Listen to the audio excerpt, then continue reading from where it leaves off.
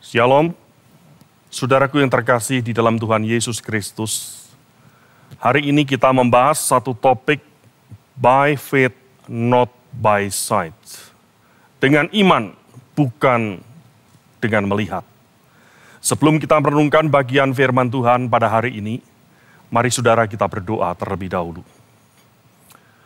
Bapa Surgawi, mari berkatilah kami dimanapun kami berada.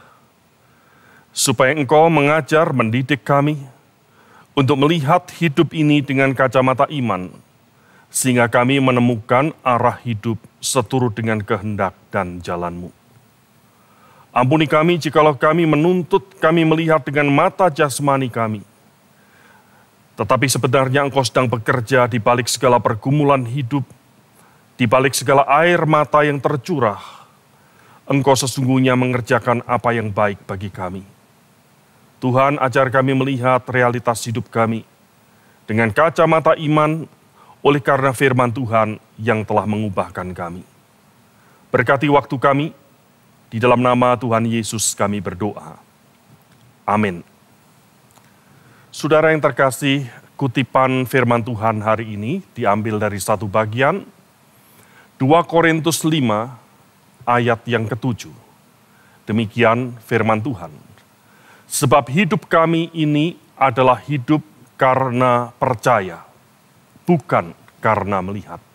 Saya ulang, sebab hidup kami ini adalah hidup karena percaya, bukan karena melihat. Saudaraku, hari ini kemanakah arah hidup yang sedang kita tuju? Berbicara tentang arah hidup, saudara. Ada 3 kemungkinan yang terkait antara hidup kita dengan arah hidup kita. Yang pertama adalah no direction atau hidup yang tidak ada arah. Setiap hari yang kita jalani adalah rutinitas, the ordinary days. Kita bekerja, kita pulang dari kerja, bertemu dengan keluarga, atau barangkali tidak sempat bertemu dengan keluarga. Dan kita menutup hari itu ketika pada malam harinya. Saudara-saudara yang terkasih di dalam Tuhan, sudah berapa lama hidup kita ini tanpa arah? Yang setiap hari kita rasakan adalah no direction. Kita hidup dalam suatu rutinitas demi rutinitas yang kita tidak tahu mengapa kita harus melakukan semua itu dan apa yang kita raih. Saudara, yang kedua kemungkinannya adalah ada arah, tetapi arahnya salah, the wrong direction.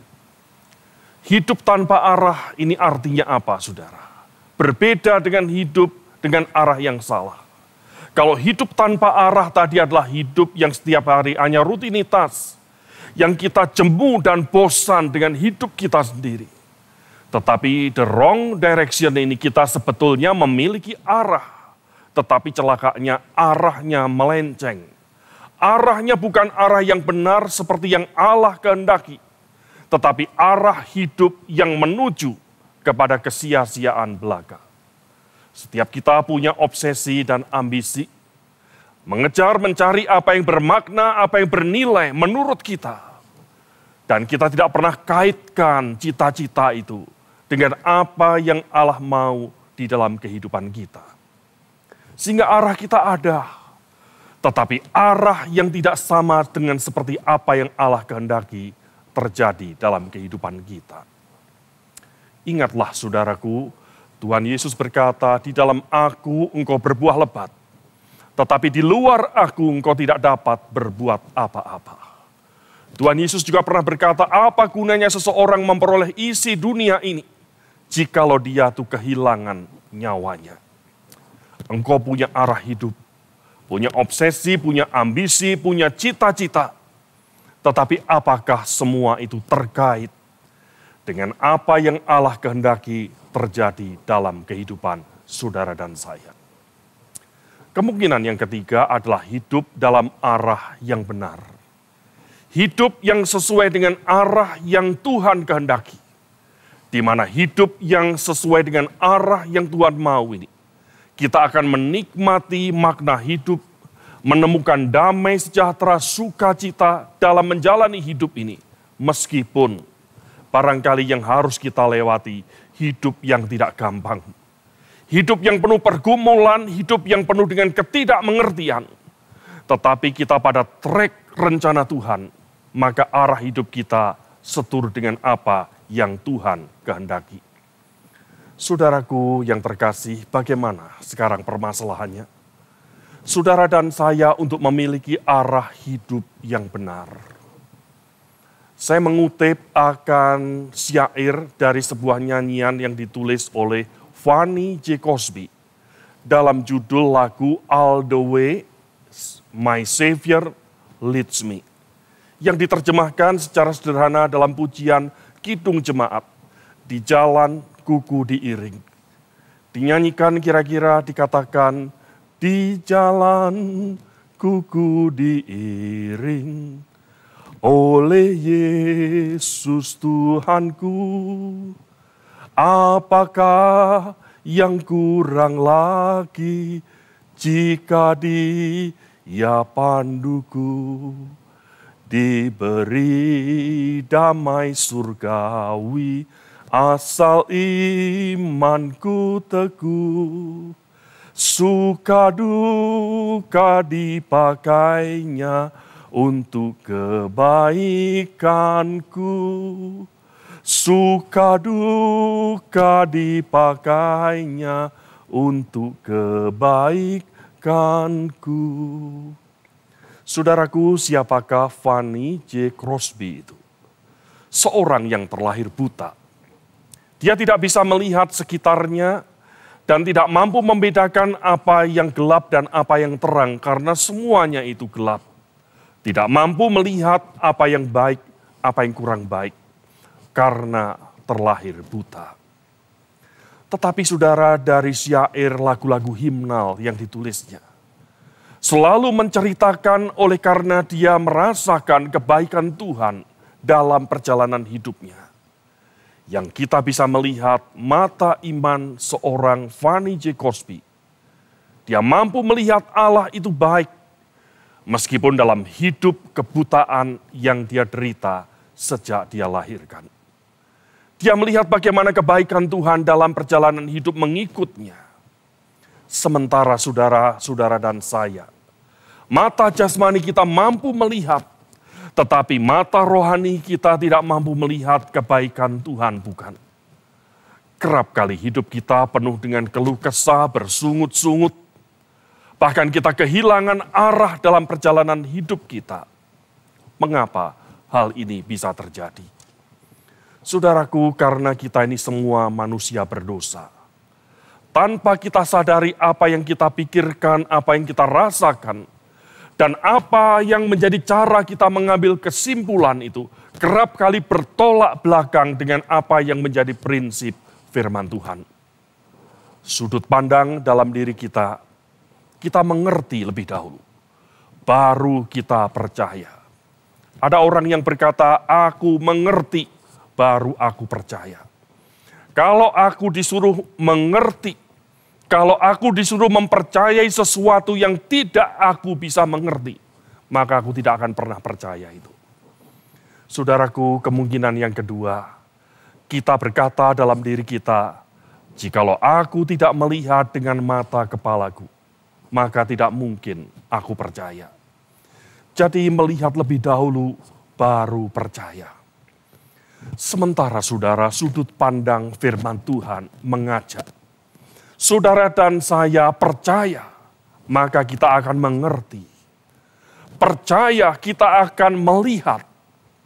Jadi titik tolak utamanya adalah masalah iman yang membukakan pikiran kita, yang membukakan akan mata iman kita untuk melihat hidup ini menuju kepada arah yang Tuhan kehendaki. Saudaraku, bagaimanakah kita melihat kebaikan Allah itu? Kerap kali pemahaman kita melihat kebaikan Allah itu secara linear, secara segaris. Allah baik, maka apa yang baik langsung kita rasakan. Kita merasakan berkat, tidak ada air mata, semua sehat, usaha lancar dan lain sebagainya, dan keluarga bahagia. Saya tidak katakan ini salah sepenuhnya. Ada kalanya Tuhan memberikan berkat itu secara linear. Tetapi saudara, tidak selalu. Ada kalanya kebaikan Tuhan itu justru melalui berbagai paradoks dalam kehidupan kita. Apa itu paradoks? Paradoks adalah hal yang bertolak belakang dengan apa yang kita pahami. Kalau Tuhan baik, tetapi ternyata Tuhan mengizinkan berbagai pergumulan hidup, berbagai ketidakmengertian, berbagai air mata yang mungkin terjadi dalam kehidupan kita. Sehingga seolah-olah dengan gampang kita berkata, Tuhan, di manakah kebaikan-Mu? Di manakah rencana-Mu? Di manakah jalan-Mu untuk hidupku? Mengapa yang aku rasakan justru berbeda dengan apa yang Kau janjikan? Tetapi sesungguhnya Allah turut bekerja dalam segala sesuatu untuk mendatangkan kebaikan bagi saudara dan saya di balik segala paradoks yang kita sulit mengerti itu. Saudaraku, mengapa itu bisa terjadi? Oleh karena kita ini manusia yang terbatas. Apa yang kita lihat ada keterbatasan. Apa yang kita pahami ada keterbatasan. Kita manusia yang dibatasi oleh dimensi ruang dan waktu. Yang kita hanya tahu segala sesuatu yang pernah terjadi dalam hidup kita. Dan kita menoleh ke belakang, kita katakan itu sejarah dalam kehidupan kita. Dan kita sedang tahu apa yang sedang terjadi, the present. Sehingga kita itu mengerti, menyimpulkan dari apa yang sedang kita rasakan. Tetapi bagaimana dengan apa yang akan terjadi? Tentang hari esok, tentang apa yang terjadi beberapa saat kemudian setelah saat ini. Kita tidak ada yang tahu. Itulah keterbatasan kita, bukan? Tetapi Alkitab menceritakan kepada saudara dan saya. Allah adalah Allah yang Alfa dan Omega. Allah adalah Allah yang Maha Pencipta yang tidak dibatasi oleh ruang dan waktu. Yang memiliki keterbatasan seperti kita yang adalah ciptaannya. Allah yang kekal, yang sudah tahu apa yang akan terjadi. Yang sudah punya rencana di dalam kedaulatannya untuk hidup kita pada hari esok. Saudara-saudaraku yang terkasih, kita hanya mengerti sebagian kecil dari apa yang Tuhan rencanakan. Kita tidak mungkin mengerti secara utuh apa yang Tuhan rencanakan. Tetapi Tuhan menghendaki untuk kita melangkah selangkah demi selangkah dengan langkah iman di dalam direction, di dalam suatu arah yang Tuhan kehendaki sehari lepas sehari di dalam perjalanan hidup kita. Sehingga suatu kali kelak kita akan paham mengapa di balik segala paradoks kehidupan, di balik segala sesuatu yang kita alami, yang kita sebut penderitaan itu. Tetapi Tuhan mengetahui apa yang lebih baik dari apa yang kita pikirkan. Catatan Alkitab dalam Perjanjian Lama, ada seorang yang bernama Yusuf. Kita mungkin pernah mendengar tentang kisah ini. Yusuf diartikan Allah menghapuskan aibku. Siapakah Yusuf? Dia anak ke-11 dari Yakub. Ketika Yakub memiliki istri yang bernama Rahel. Ketika Yakub berusia 91 tahun, memiliki anak yang bernama Yusuf ini. Dan Yusuf adalah anak yang paling disayang oleh Yakub. Saudaraku, Yusuf suatu kali bermimpi. Dan dia kaitkan mimpi itu dengan kenyataan hidupnya dan dia yakin disitulah rencana Tuhan untuk hidupnya. Di mana saudara-saudaranya akan berlutut menghormati Yusuf. Saudaraku, tidak selamanya mimpi itu langsung terwujud menjadi kenyataan. Nampaknya hidup yang paling disayang oleh sang ayah itu menjadi suatu kecemburuan bagi saudara-saudaranya. Dia dimasukkan ke sumur, diperjualbelikan sebagai budak. Ketika menjadi budak pun ternyata Yusuf tetap mengalami penyertaan Tuhan. Tetapi apakah semua berjalan dengan baik? seperti yang dia mimpikan itu ternyata tidak. Dia dijebloskan ke dalam penjara oleh karena kasus yang disebut kasus moral, oleh karena fitnah dari seorang istri yang bernama istri dari Potifar ini. Saudaraku, dalam penjara yang sangat hina itu, Yusuf pun menjadi berkat. Yusuf singkat cerita menjadi pemimpin, oleh karena kesempatan itu dibukakan setahap demi setahap. Ketika dia bertemu dengan saudara-saudaranya, saudara, dia punya hak untuk bertanya. Punya hak untuk membalas. Mengapa engkau menjual aku sebagai budak dan engkau menghina aku, menistakan aku, sehingga hidupku mengalami hal-hal yang pahit, yang sangat tidak baik. Tetapi mengapa Yusuf berkata berbeda dengan apa yang lazim kita katakan sebagai pembalasan? Karena Yusuf melihat rencana Tuhan itu secara integrated, secara utuh. Ada maksud dan rencana Tuhan mengizinkan hal-hal yang berat terjadi di dalam kehidupannya. Justru melalui paradoks, lahirlah seorang pemimpin yang sangat bijak, memilah masalah dengan baik, melihat hari esok orang-orang yang dipimpinnya melalui masa-masa yang sukar. Saudaraku, apa yang dapat kita pelajari? Yang pertama, saudara, milikilah bersama langkah iman. Melihat jalan itu memang tidak mudah. Melihat jalan Tuhan itu sungguh tidak gampang. Karena kita harus melihatnya secara utuh, tidak sepenggal demi sepenggal. Ketika kita melihat sepenggal saja, kita akan salah mengerti dengan kebaikan Tuhan.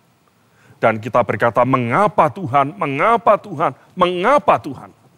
Tetapi ketika kita melihat secara utuh rencana Tuhan dalam kehidupan kita, kita yakin Allah turut bekerja dalam segala sesuatu. Meskipun hari ini ada banyak sekali hal yang tak terselesaikan di dalam kehidupan kita. Karena apa? Kita yakin Tuhan tidak pernah salah. Kita yakin kebaikan Tuhan tidak pernah keliru. Dan Tuhan tidak pernah ingkar di dalam rencananya yang mendatangkan kebaikan bagi kita. Yang kedua, saudara, mari kita sadari kita ini manusia terbatas. Kita penuh dengan berbagai kerapuhan dalam kehidupan ini. Untuk menyusuri hari esok yang kita tidak mengerti. Terang atau gelapkah? Kepada siapa kita dapat bersandar? Pengertian kita terbatas. Kemampuan orang-orang yang barangkali menyayangi kita, yang dekat dengan kita untuk memberikan support, memberikan backup, sangat terbatas pula. Tetapi Allah Bapa di surga, Allah yang tak terbatas, yang mengerti dan peduli setiap pergumulan kita sehari lepas sehari, yang menuntun kita dalam hari-hari hidup kita menuju ke suatu arah hidup, sesuai dengan apa yang Tuhan kehendaki. Saudaraku, mengapa orang-orang Kristen, orang-orang yang mengikut Tuhan, mampu bertahan melalui berbagai hidup yang tidak gampang itu? Bukan karena mereka kuat, tetapi karena kekuatan yang berasal daripada Tuhan. Oleh karena itu mereka mampu memiliki iman melihat arah hidup. Yang Tuhan mau adalah arah hidup yang baik, yang benar. Saudaraku, Tuhan tidak pernah janji menggantikan beban yang harus kita pikul itu. Tetapi Tuhan janji kepada kita memberikan kekuatan supaya saudara dan saya mampu memikul beban yang sesuai dengan kapasitas kita itu untuk kita menyusuri sehari lepas hari dalam perjalanan hidup kita. Maka dari situ terbentuklah suatu pribadi yang tangguh, iman yang dewasa, iman yang kokoh, kebijaksanaan melihat hidup yang tidak gampang itu. Saudaraku, apa yang dapat kita simpulkan dari perenungan kita pada hari ini? Yang pertama, sesuai dengan apa yang kita bicarakan dalam pembukaan. Bicara tentang arah hidup sesuai dengan rencananya. berarti kita membiarkan Allah membentuk melalui berbagai peristiwa dalam kehidupan kita, entah suka duka hidup ini, sehat atau sakit, mengerti atau tidak mengerti. Tetapi akar semuanya itu adalah melihat dengan iman. Hidup yang searah dengan jalannya adalah hidup sesuai dengan rencananya. Hidup yang penuh makna. Karena apa? Memiliki arah hidup sesuai dengan apa yang Allah kehendaki. Saudaraku, oleh sebab itu ayat yang menjadi dasar perenungan kita hari ini. Sebab hidup kami adalah hidup karena percaya, bukan karena melihat. Percayalah saudara, maka engkau akan melihat. Sebagaimana Yesus pernah berkata kepada Thomas, berbahagialah mereka yang tidak melihat, namun percaya. Maukah saudara percaya? Supaya saudara itu melihat. Tapi awal mula adalah percaya lebih dahulu. Maka engkau akan melihat apa yang baik yang Tuhan sediakan dalam pergumulan hidup saudara.